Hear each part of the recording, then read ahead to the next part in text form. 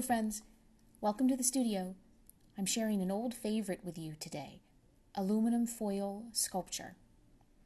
I'm recording this narration after I made the video, and I haven't done this project in a while, so I've just jumped right into it with you.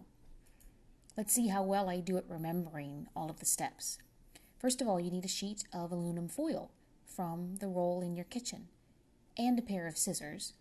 And you might also want to have some scrap cardboard handy and some liquid glue. As you can see from the bird sculpture, I made a little base with the scraps, and that way my bird stands up all by itself.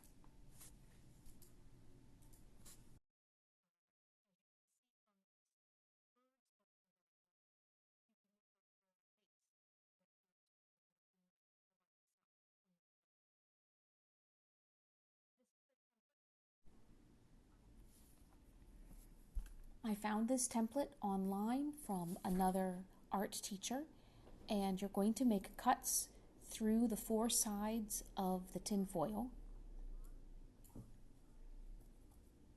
That will separate the foil into the body, arms, legs, and head.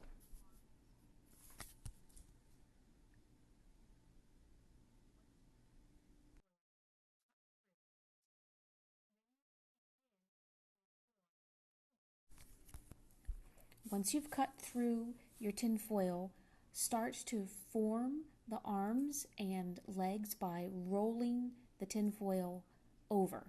You don't want to flatten the tin foil because then instead of having a human sculpture, you'll have a gingerbread man.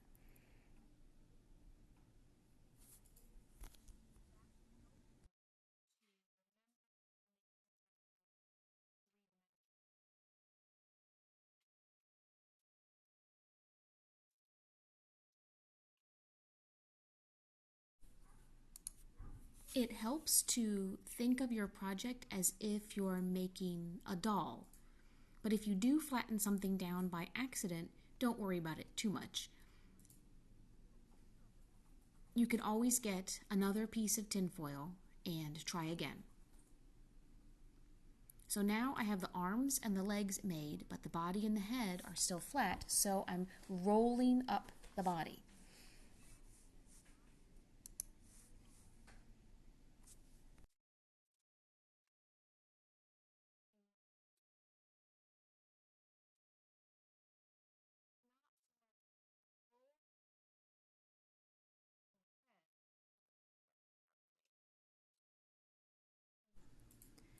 For the head, I'm going to kind of curve the foil over so it makes more of a ball shape.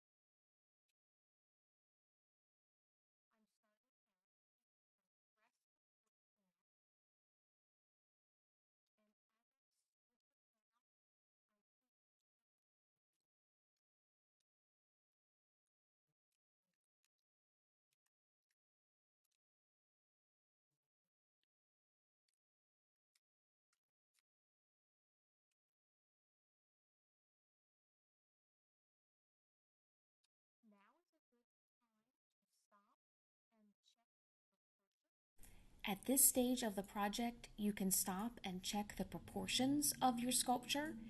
Remember from the action figure video that the arms reach to about the middle of the upper leg.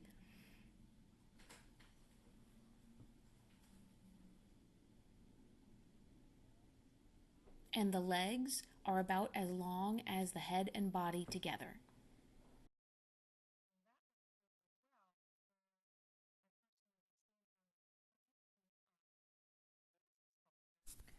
There was an artist who lived about 100 or so years ago in Europe named Alberto Giacometti, and he made metal sculptures of people that looked a lot like this.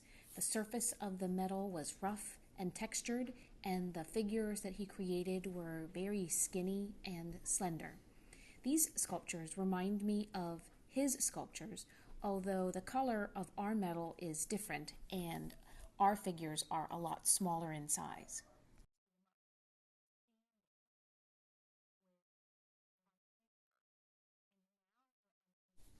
The great thing about making an aluminum foil sculpture is that once you're finished with the shaping of the figure and you're happy with it, the foil is still flexible enough that you can start to bend the arms and legs and pose your figure any way that you want.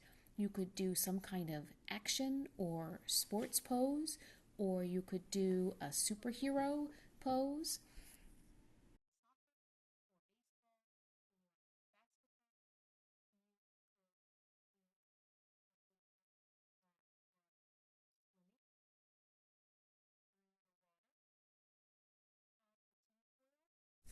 Whatever pose you decide to put your figure into, test it and make sure that the figure is going to stay stable. And then when you're ready, you can make a base using your scrap cardboard if it needs a little bit of extra support. My figure sits pretty nicely, but I still want to show you how to do the base. I actually use the figure to measure how much cardboard I'm going to need.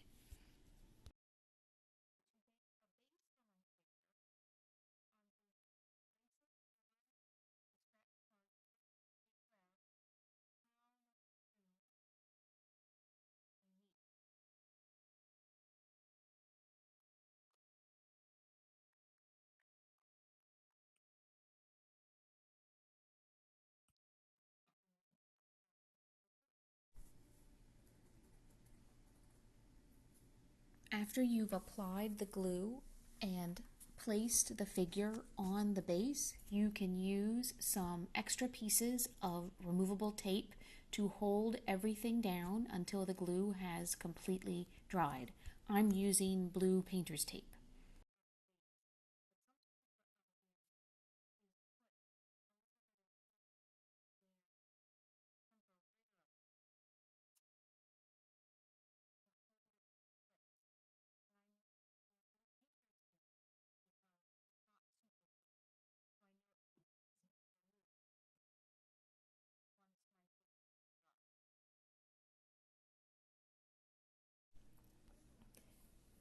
Friends, I was reminded about foil sculpture when I ran across the work of another artist named Douglas Shaw Elder, who lives in the west of the United States.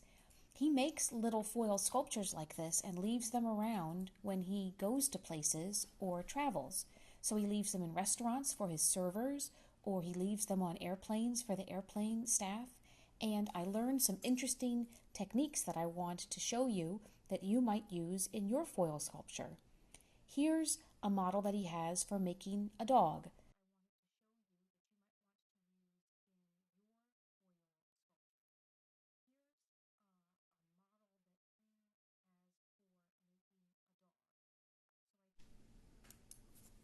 I transferred the pattern lines to my foil and then I crumple it up, just like this. Be careful that you don't tear it right away because you want to flatten it out afterwards. This actually will help you shape your sculpture a little more easily. So now that it's crumpled and flattened, I'm going to roll it up and then carefully tear along my pattern lines. Don't worry too much if you're not exactly following your lines. Just take your time and go slowly and it will work out fine.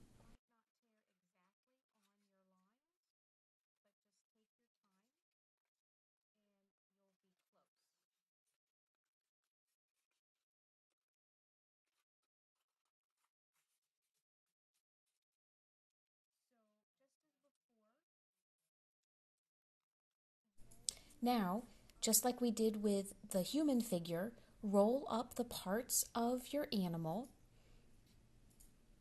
and It is helpful to keep your finger inside to help you maintain that curl in the foil. Some parts of the sculpture are easier to work than others. Focus more on the legs and the tail right now than the head and the body, but keep thinking about you're making a doll, not a cookie. So keep everything as rounded as you can as you start to roll and compress all the parts. The other thing I noticed about his technique is that while he's compressing the foil, he's also squishing it together as he's making everything not only rounded but smaller and smaller. So just keep continuing to work slowly over all of the animal. Don't get focused on one particular detail. Douglas Shaw Elder is so good at making these foil sculptures. He can even do little details like ears and toes. So here I'm working on making 2 ears for my dog by pushing the foil up from underneath and pinching from on top. It's a tiny detail, so it's a little tricky, but if you go slowly and have patience, you will have success. I'm trying to reach right there underneath the ears and keep the rest of the head flat until I'm happy with their shape. Then I'll go back to rolling and compressing slowly and carefully.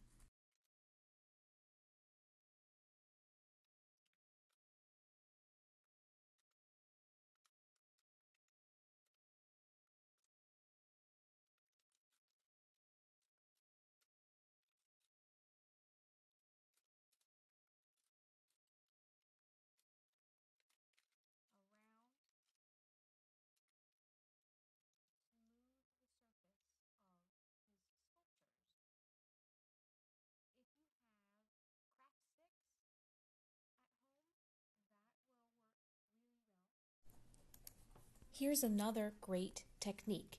Use a tool to smooth and flatten the surface of your sculpture. The best tool is probably something soft and rounded like a craft stick. I found 3 different tools that I decided to try. The butter knife was too hard a tool.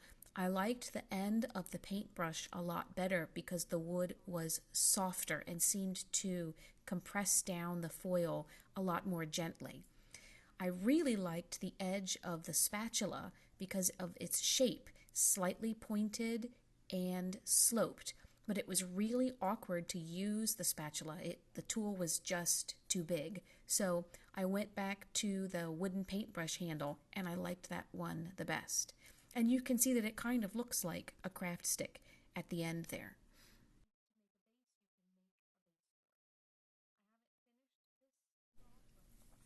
At this point in the project, you might even start to think about poses you can do for your animal.